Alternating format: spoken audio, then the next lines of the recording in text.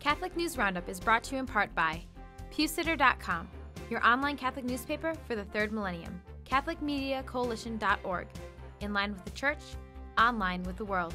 And TheAmericanCatholic.com, politics and culture from a Catholic perspective.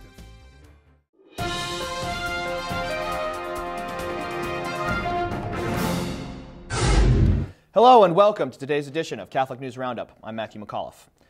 Archbishop endorses sodomy. An archbishop in the United Kingdom is endorsing the commitment of same-sex couples entering civil unions, despite the Church's teaching against the sin of sodomy.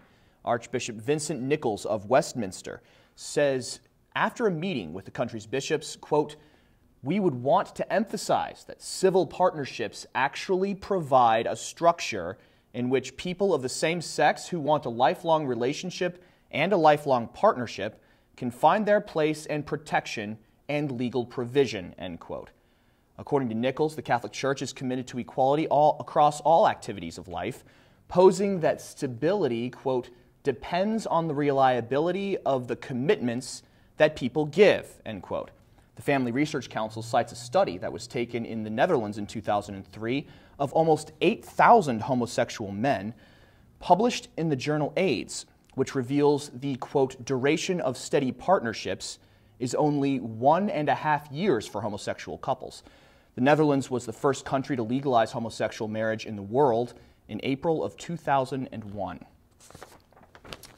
Unspeakable Speaker, a notoriously gay-friendly Catholic parish in San Francisco, is hosting a speaker described by the San Francisco Chronicle as the world's first homosexual bishop to, quote, "marry his male partner."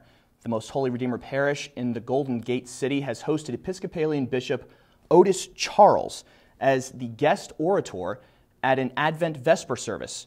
Charles, who has 5 children, divorced his wife of 42 years and, quote, "married another man at an Episcopalian church in 2004, soon after which he was disowned by the Anglican Bishop of California. The California Catholic Daily says pro-homosexuality speakers are not uncommon at Most Holy Redeemer, and you can read more about this story and who has spoken there in the past on our resource page by clicking the link right outside the screen. Dual approval. A new bishop has been ordained in China amid rare circumstances, but with approval from both the country's communist government and the Vatican.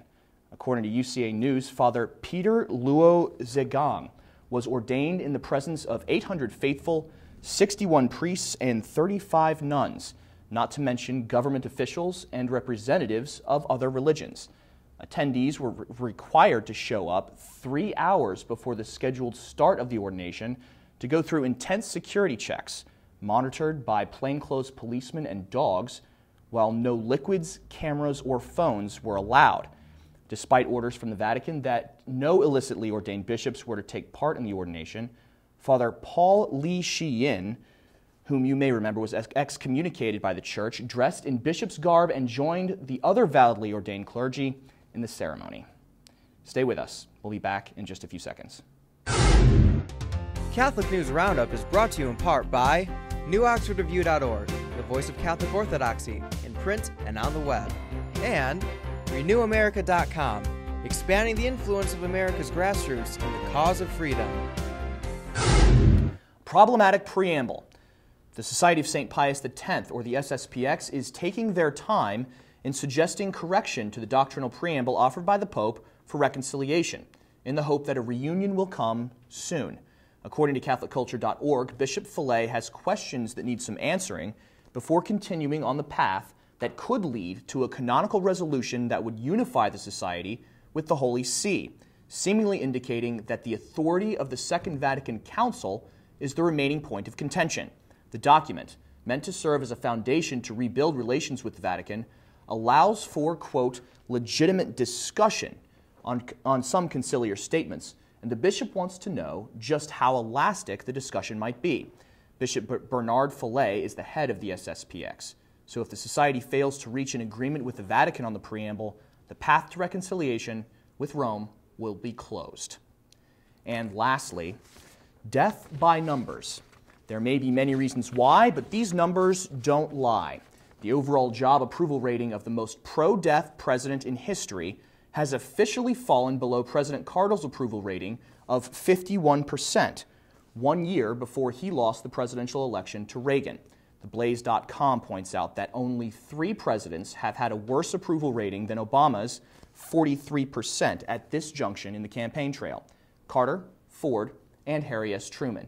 1 year before the presidential election, a recap examination of Obama's administration for any faithful Catholic would have to include a look at his trampling of state government's rights to radically push abortion in states like Indiana, Kansas, and New Hampshire, as well as pushing the agenda of homosexuality while intentionally ignoring federal law. Another observation of TheBlaze.com, though, is that Harry Truman won the presidency back after having such ratings by pulling off an anti-Congress campaign strategy, one that Obama is currently trying to duplicate. I'm Matthew McAuliffe. Thanks for tuning in today. Be sure to tune in tomorrow for your daily dose of Catholic News Roundup right here on RealCatholicTV.com. And be sure to check out The Vortex today, where Michael talks about all zeal, no truth, and a billion souls. Thanks for tuning in. Be sure to tell all your friends about us. And as always, God bless you.